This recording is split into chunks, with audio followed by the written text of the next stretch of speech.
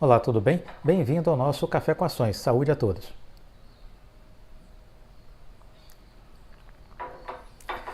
Nosso Café com Ações é um giro de notícias, informações sobre economia, bolsa de valores, o mundo corporativo, né?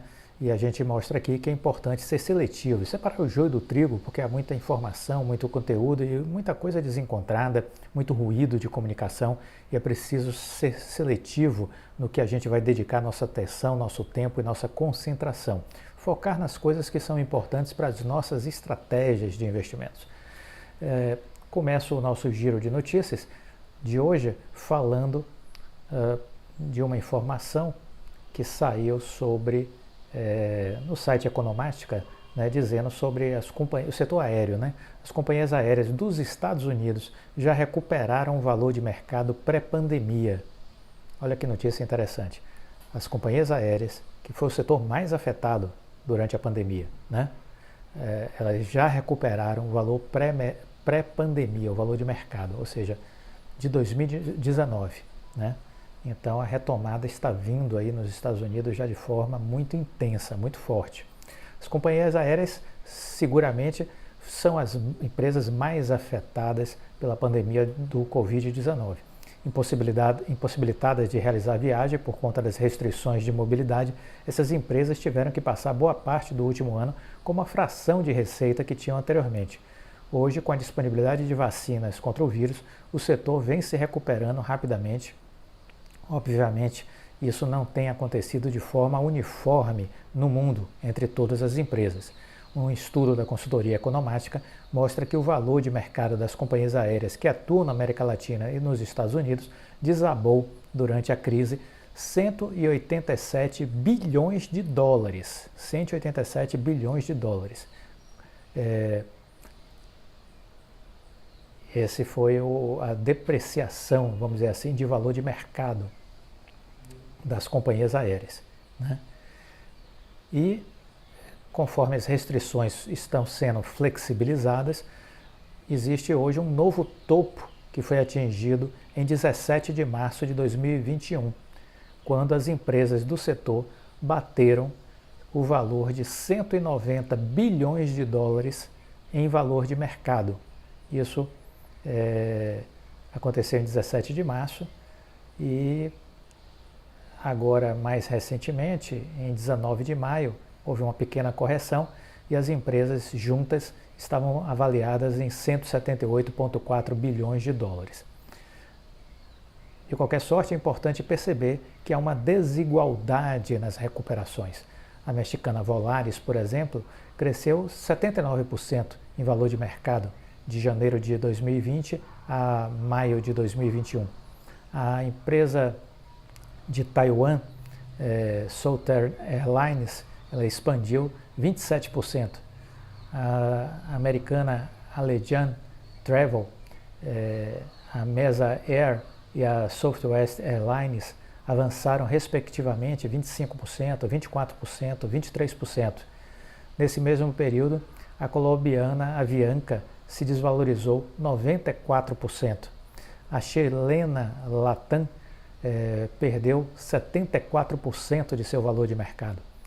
A Azul teve uma queda de 49% no seu valor e a Gol 46%. Cabe destacar que a Latam está em processo de recuperação judicial. Já em 2020, a Justiça decretou a falência da operação da Avianca no Brasil, que ela já vinha com problemas de antes da pandemia, né? Ela já tinha problemas de antes da pandemia. Cabe destacar a diferença na velocidade de vacinação entre os países. Isso também ajuda a explicar a forma diferente de recuperação entre as diversas companhias aéreas. E é fácil entender, por exemplo, que as companhias americanas estejam crescendo mais rápido porque já vacinou boa parte da população, pelo menos com uma dose, né, no país. No Brasil, a coisa está andando mais lenta, por isso a recuperação das empresas também está mais demorada, né?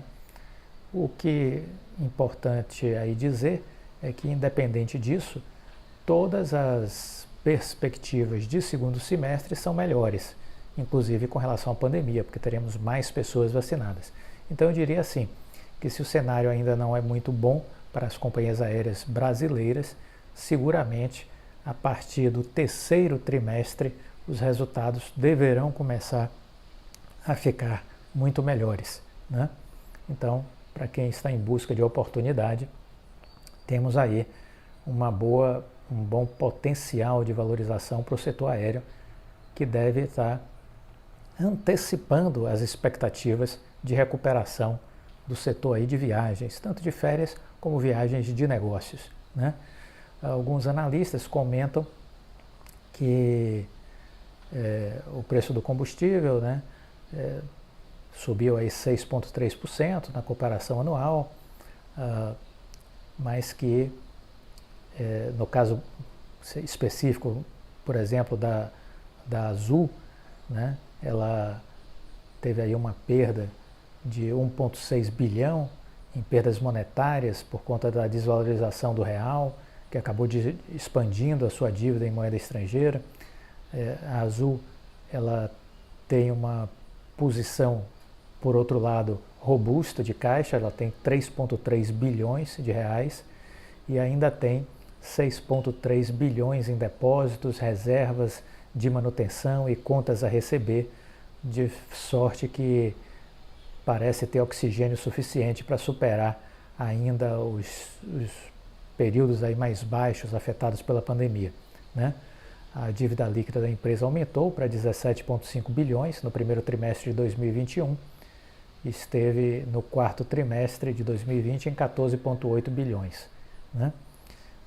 Essa alavancagem financeira pode continuar a limitar a geração de valor para os acionistas, uma vez que os lucros de curto prazo ainda podem ser prejudicados pela pandemia. Bradesco está com a recomendação neutra para Azul, com preço-alvo a R$ 38,00. E a Refinitiv está fazendo projeções com preço médio aí de 37,5 para as ações da Azul, né? Então fiquemos de olho nesse movimento, mas uma coisa é certa, o terceiro trimestre deve vir aí já impactando positivamente. E lembre-se, o mercado de ações, ele é parte realidade e ele é parte expectativas. E o preço da ação é influenciado por essas duas realidades, o mundo real e o mundo das expectativas. Então, muitas vezes, a alta de um ativo se deve não apenas à sua realidade de momento, mas, sobretudo, às expectativas do que estão por vir. Então, eu acredito que esse setor aí de shopping, de hotéis, de restaurantes, de companhias aéreas, será impactado pelas expectativas. Eu vejo aí uma forte alta a partir do terceiro trimestre deste ano, em função desse otimismo, dessa expectativa, certo?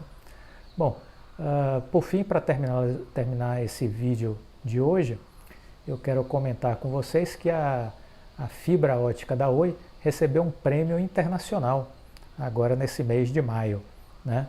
Ela está passando por recuperação judicial, mas ela continua aí focada no seu planejamento estratégico e ela